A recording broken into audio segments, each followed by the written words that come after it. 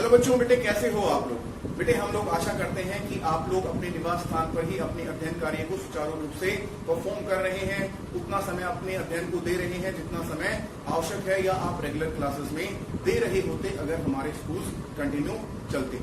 इस कोरोना की प्रॉब्लम से हमारे स्टडीज काफी ज्यादा अफेक्ट हुए हैं, लेकिन हम फिर भी बहुत ज्यादा एफर्ट कर रहे हैं कि हम उससे भी बेहतर कर पाए जो हम अपने रेगुलर क्लासरूम में कर सकते थे। लास्ट लेक्चर में हमने स्टडी किया था वो अकाउंट जो एक पार्टनरशिप फॉर्म को मेंटेन करने पड़ते हैं। हमने trading and profit and loss account के फॉर्मेट को लर्न किया था, प्रॉफिट एंड लॉस एप्रोप्रिएशन के फॉर्मेट को लर्न किया था।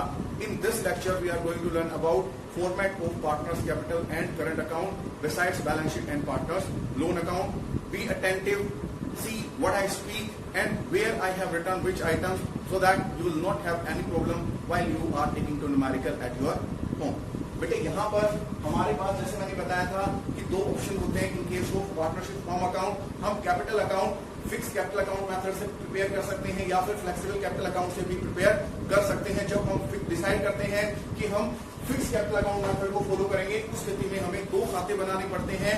एक को हम बोलते हैं कैपिटल अकाउंट, दूसरे को हम बोलते हैं पार्टनर्स करंट अकाउंट। फॉर्मेट क्या होता है, पर्टिकुलर्स जितने पार्टनर्स हैं उतने ही हमारे पास अमाउंट के कॉलम रहेंगे। करंट अकाउंट का भी फॉर्मेट सिमिलर रहेगा, particulars that means where from और where to the item has to be posted. उसके अलावा amount debit and amount credit, ये हमारा अमाउंट क्रेडिट होता है, वो हमारा अमाउंट डेबिट होता है। यहाँ पर हमें number of amount column create करने पड़ेंगे जितने पार्टनर हमारे पार्टनरशिप के अंदर एग्जिस्ट कर रहे हैं। सबसे पहली बात कैपिटल अकाउंट मेथड में इसके अंदर हमारे कैपिटल के बैलेंस मोर और लेस कभी चेंज नहीं होते हैं। कब तक चेंज नहीं होते हैं, जब तक या तो कोई साझेदार एडिशनल कैपिटल इंट्रोड्यूस ना कर दे या कोई साझेदार परमानेंटली अपनी पूंजी को कम ना कर ले। हमारा कैपिटल अकाउंट का बैलेंस सेम रहेगा उस दिन से जिस दिन से पार्टनरशिप स्टार्ट हुई है, उस दिन तक जिस दिन पार्टनरशिप फॉर्म को हमें डिसॉल्व करना पड़ेगा या पार्टनरशिप को हमें डिसॉल्व करना पड़ेगा। अगर कोई साझेदार इस कार्यकाल के दौरान अपनी पूंजी को बढ़ा देना चाहता है स्थायी रूप से या कम कर लेना चाहता है अपनी बाकी साझेदार के साथ एग्रीमेंट करके, तो केवल वही ट्रांजेक्शन यहाँ रिकॉर्ड किए जाएंगे, बाकी ट्रांजेक्शन को यहाँ रिकॉर्ड नहीं किया जाएगा। सिंपली आप क्या होगा यहाँ पे by balance BD opening balance जो हमारा प्रीवियस ईयर का क्लोजिंग बैलेंस है और टू बैलेंस सीडी जो अगले साल में हम बैलेंस कैरी फॉरवर्ड करने वाले हैं। अगर कोई साझेदार फॉर एग्जांपल यहाँ पे ए और बी ने पार्टनरशिप स्टार्ट कर रखी है 80,000 और 60,000 रिस्पेक्टिवली के साथ। ड्यूरिंग द ईयर क्या डिसाइड किया इन्हें कि मैं अपनी पूंजी को 20,000 रुपए से बढ़ा लेता हूँ, तो इन्हें क्या किया होगा 20,000 फर्दर कैश उसने इंट्रोड्यूस कर दिया, चाहे वो चेक से माध्यम से उसने इंट्रोड्यूस किया है। तो यहाँ हम लिखेंगे बाय बैक 20,000। अब उसकी पूंजी at the end of year कितना हो गई ₹1 लाख। यहाँ पर भी हमारा क्लोजिंग बैलेंस उसका 1 लाख रुपीज हो जाएगा और अगले साल में ये 1 लाख ही रहेगा जब तक वो या तो परमानेंटली इसको बढ़ाना ले या इसको कम ना कर ले। मतलब पूंजी को बढ़ाने या कम करने से या पूंजी को इंट्रोड्यूस करने से या विड्रॉल करने से संबंधित ट्रांजेक्शन यहाँ आते हैं। बाकी जो हमारे एनुअल ट्रांजेक्शन होते हैं जो एप्रोप्रिएशन के थ्रू आते हैं वो सारे के सारे करंट अकाउंट में आएंगे। कब, जब हम fix capital account method follow कर रहे हैं। ऐसे ही बी ने क्या डिसाइड किया, उसकी आरंभिक पूंजी थी 60,000 रुपए, वर्ष के दौरान उसने अपनी पूंजी को 20,000 से कम कर लिया।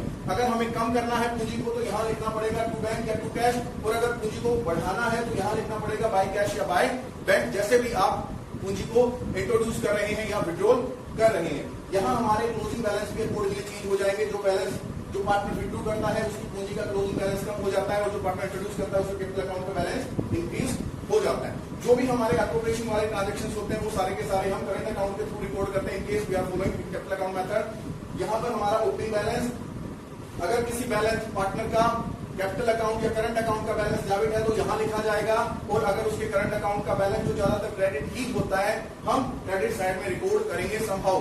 क्या होता है बेटे, अगर हम fix capital account method follow कर रहे हैं तो कैपिटल अकाउंट का बैलेंस कभी भी आपको डेबिट नहीं मिलेगा, हमेशा क्रेडिट ही मिलेगा।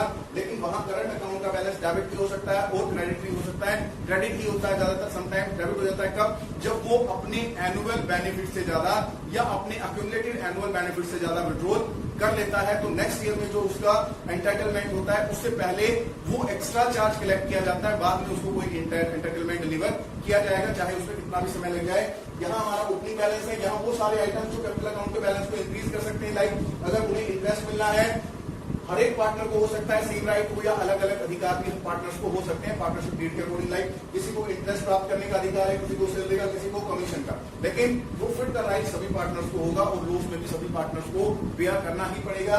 यहाँ पर अगर किसी पार्टनर को इंटरेस्ट मिलता है तो उसके अमाउंट कॉलम में लिखेंगे, सभी को मिलता है तो सभी के अमाउंट कॉलम में उनका कैलकुलेटेड इंटरेस्ट लिख दिया जाएगा। फिर है पार्टनर सैलरी, पार्टनर्स कमीशन और एप्रोप्रिएशन के अकॉर्डिंग डिविजिबल प्रॉफिट में उनका कितना हिस्सा है वो उनके अमाउंट कॉलम में लिखेंगे।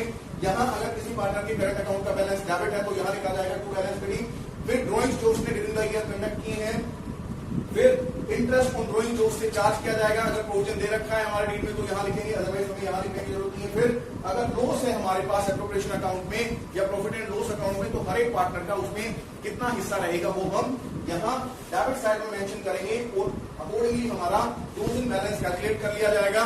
अगर पार्टनर्स के करंट अकाउंट का बैलेंस क्रेडिट है तो यहाँ डेबिट साइड में लिखा जाएगा, नेक्स्ट ईयर वो जाके क्रेडिट हो जाएगा, बाय बैलेंस बिडी हो जाएगा।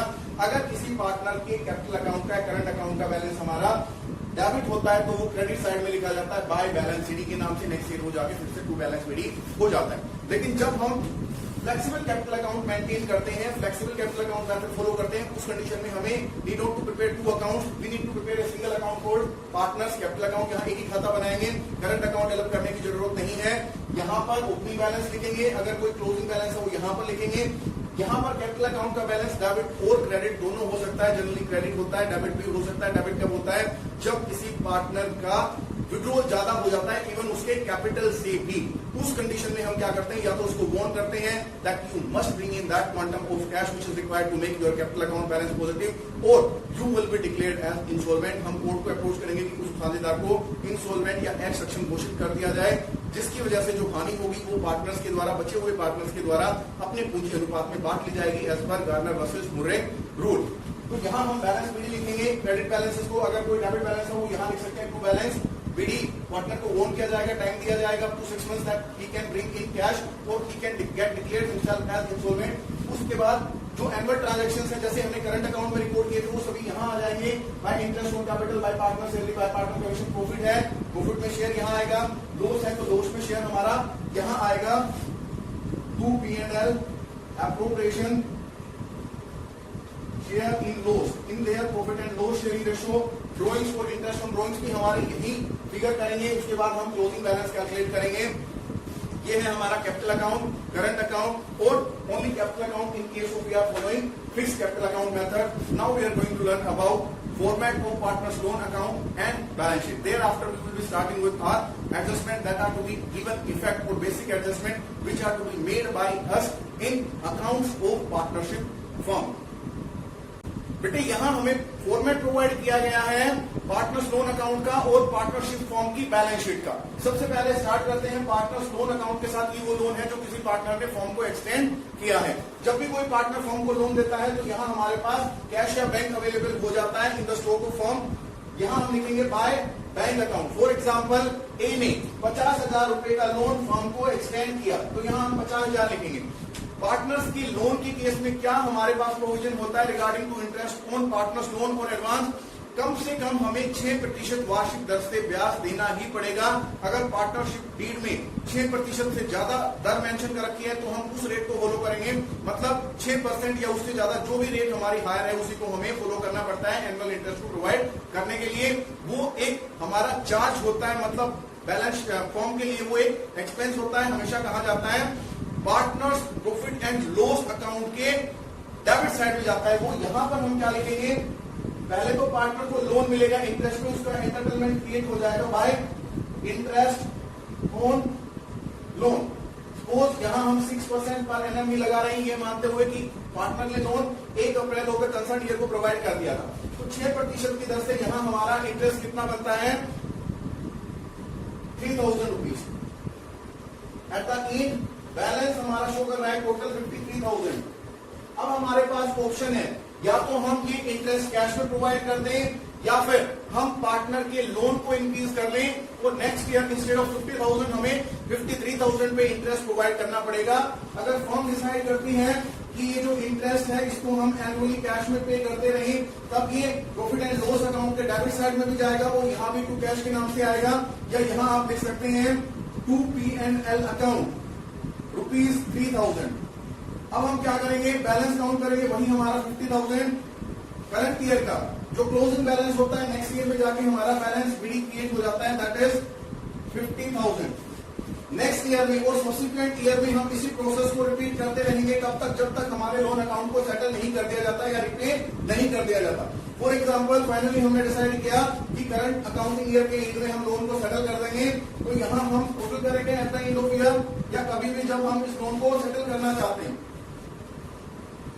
अगर हम in the beginning of next year settle करना चाहते हैं तो हमें कोई इंटरेस्ट प्रोवाइड करने की आवश्यकता नहीं है, लेकिन अगर at the end of year हम सेटल करेंगे तो हमें इंटरेस्ट ऑन लोन भी प्रोवाइड करना पड़ेगा उस पीरियड तक जिस पीरियड तक हमने लोन को यूज किया है। यहाँ हम बिगिनिंग में ही इसको रिडीम कर रहे हैं, रिपे कर रहे हैं, तो यहाँ लिखेंगे टू कैश अकाउंट ₹50,000। इस वर्ष हमें कोई इंटरेस्ट प्रोवाइड करने की आवश्यकता नहीं है, लोन अकाउंट हमारा क्लोज हो जाएगा। लोन अकाउंट की आवश्यकता हमें फंडामेंटल्स ऑफ पार्टनर्स अकाउंट में भी पड़ती है, admission, retirement, date, dissolution of partnership firm, हर जगह पे आपको इसकी आवश्यकता पड़ेगी। ये हमारा सबसे इंपोर्टेंट अकाउंट है पार्टनर्स कैपिटल करंट और एप्रोप्रिएशन अकाउंट के बाद यहाँ पर हमें बैलेंस शीट का फॉर्मेट दिया गया। सबसे पहले आप कैपिटल अकाउंट के बैलेंस लिखेंगे। अगर हमारे पास फिक्स कैपिटल अकाउंट मेथड है तो दो तरह के बैलेंस मिलेंगे, कैपिटल अकाउंट का बैलेंस अलग मिलेगा हमेशा क्रेडिट, और करंट अकाउंट का बैलेंस भी मिलेगा जो डेबिट भी हो सकता है हमारा और क्रेडिट भी, ज्यादातर क्रेडिट मिलेगा। अगर किसी पार्टनर ने ज्यादा विड्रॉ कर लिया तो उसका बैलेंस डेबिट हो सकता है जो एसेट साइड में शो किया जाएगा। यहाँ पर हमें बैंक लोन, पार्टनर लोन, जैसे इन्हें लोन प्रोवाइड कर रखा है फर्म को, वो हमारी लायबिलिटी हमें पेमेंट करना है। Creditors, outstanding expense, advance income and bank overdraft. Here we are having most fixed assets starting with, क्योंकि ये हमारी रजिस्ट्री के ऑर्डर में बैलेंस शीट हमने तैयार कर रखी है। सबसे पहले लिखा land and building, plant and machinery. अगर गुडविल हमारे पास है तो वो एट द टॉप मोस्ट लिखी जाएगी। Plant and machinery, motor vehicle, equipment, inventories, investment, debtors, bills, receivable, accrued income. अगर कोई इनकम हमने अर्न कर ली है, मिली नहीं है, रिसीवेबल है येट, तो वो हमारी करंट एसेट्स काउंट होती है। Prepaid expenses and partners current account. या अगर हम फ्लेक्सिबल कैपिटल अकाउंट मेंटेन करते हैं तो वहां हमारे कैपिटल अकाउंट का बैलेंस भी डेबिट हो सकता है। इन केस में यहाँ पार्टनर्स के कैपिटल अकाउंट का बैलेंस भी आ सकता है। बिसाइड्स करंट अकाउंट बैलेंस, हम उसको टाइम अलाउ करेंगे कि within that time he has authority और he has right to make his capital account balance favourable by introducing fresh cash. Otherwise he will be ousted from the partnership under section 33 or he may be declared as insolvent if he approaches the court of law. He doesn't have capacity to repay the loan. This is all about, we have learned all the formats of accounts which we are to maintain in case of partnership firm. In our next lecture we will be learning about important adjustments that are to be given effect through all these accounts. If you really enjoyed our lecture, you should subscribe, like and share this video, and don't forget to comment us if you have any doubt.